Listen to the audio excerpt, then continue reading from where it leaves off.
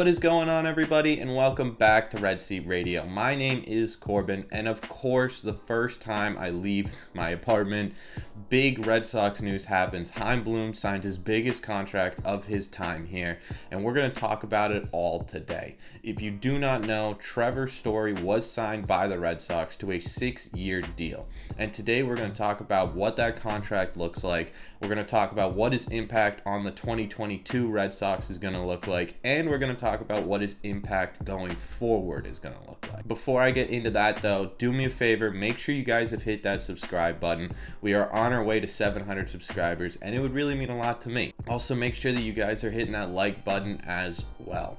Thank you all very much for clicking on this video. Let's get into it. So like I said, Trevor Story was signed to a 6-year deal worth $140 million with a player opt-out after the 4th year. That's about an average annual salary of $23.3 million, which is kind of a steal. If you look at Corey Seager, Simeon, Correa, those guys got way more than Trevor Story. And something real interesting about this contract that he decided to sign was that he could have gone back to Colorado for more money. They offered him more money to play shortstop in Colorado, but Trevor Story decided to come here, switch positions because he wanted to win. That gets me super excited for Trevor Story's time in Boston. He's already focused on winning so much that he's willing to take less pay and move to second base. He believes that the Red Sox is where he's going to win his World Series title. And honestly, that gets me super excited. A guy who wants to win, a guy who's willing to take a pay cut to win a World Series should be a perfect fit in Boston. As for his impact in 2022, he will be playing second base. That was confirmed by Cora, that was confirmed by Chaim and Xander Bogaerts, and I really don't have a problem with that. I think there are some people out there who want Xander to move to shortstop, but on a contract year, there's no way that's happening. And if you want to retain Xander, second base is the perfect spot for Trevor Story. On top of that, Trevor Story has had some issues with his throwing elbow, which has limited his throwing motion, making his throw power a lot less. So second base might actually work out really well for him. Look at Marcus Semien when he came to the Blue Jays. On the offense, this guy is going to mash. He is a home run power hitter, and if you take a look at this tweet I found, look at what his totals would have been if he was playing in Boston in 2019, 2020, and 2021. That's pretty crazy statistics. This dude is going to eat the monster alive. He even had a bit of a down year in 2021 with a batting average of .250, an OPS of .801. He hit 24 home runs, and most importantly in my eyes, he also stole 20 bases and had an OPS plus of 103. So he still had a positive OPS. He was better than the average player in the MLB, and he still had a 2020 season with 20 home runs and 20 stolen bases.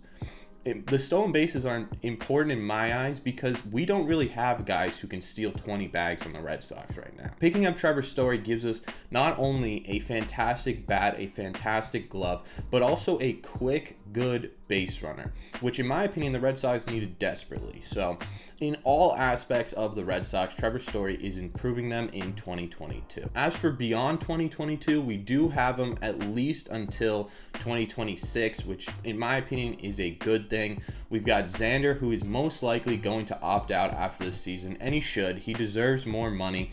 And even if the Red Sox can't retain Xander Bogaerts, we have a top 10 shortstop. If the Red Sox do retain Xander Bogaerts, we have 2 of the top 10 shortstops in all of baseball. That's a really impressive statistic to have.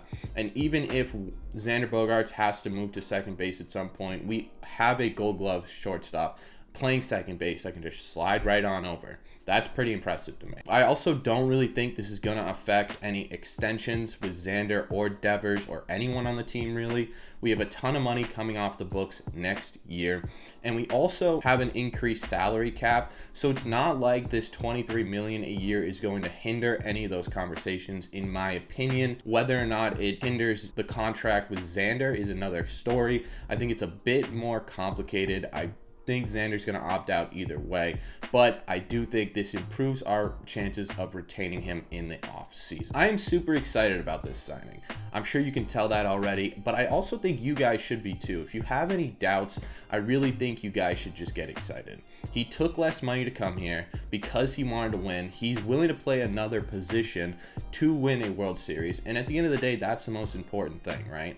He wants to come here to win. We went from a projected 4th place in 2022 to people talking about us having the best infield in baseball. We're in the conversation with the Blue Jays, with these superstar to the Astros, with these teams that have fantastic infields, and all of a sudden adding Trevor Story adds us to that conversation. We improved our team in a place that we desperately needed with that right-handed power, losing Renfroe and Schwarber. And we were only 2 games away from the World Series last year with this team. We got to remember that. We were in the ALCS, only 2 games away from playing in the World Series. Adding Trevor Story might just be that X factor that we need to add to a World Series run. Now, as for Christian Arroyo, I think he's going to become a Brock Holt type player, a super utility player where he can play any position, and he can play any position fairly well and help out the team anywhere he needs. I don't think he ends up being a trade piece or anything like that. Let me know in the comment section down below what you think of this Trevor Story signing.